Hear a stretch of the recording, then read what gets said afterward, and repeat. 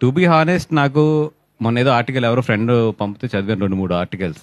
అప్పుడు లోపల ఏం జరుగుతుంది అనేది బన్నీ గారు, సుకుమార్ గారి తర్వాత, ప్రొడ్యూసర్స్ తర్వాత అత్యంత సన్నిహితంగా తెలిసింది నాకే. It's for us it's a very very simple and చాలా, మేము ఆ ఆర్టికల్ చూసుకుని నవ్వుకునే సిచ్యువేషన్లోనే ఉన్నాం మేము అందరం అయితే. రెండోది ఏంటంటే మాకు పబ్లిసిటీ బాగా వస్తుంది, free publicity, let it go అనేది ఉంది మాకైతే. It's very clear editing.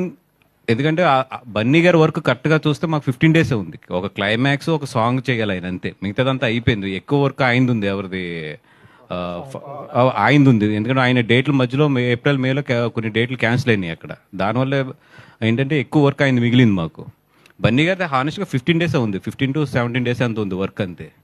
So Sukumar గారు అన్నది ఏంటంటే ఫస్ట్ ఆయన ఎడిట్ చేసుకుంటే, ఎందుకంటే ఇప్పుడు ఆయన క్లైమాక్స్ చేసేసిన తర్వాత మళ్ళీ ఏదైనా తీయాలి అని అంటే గడ్డం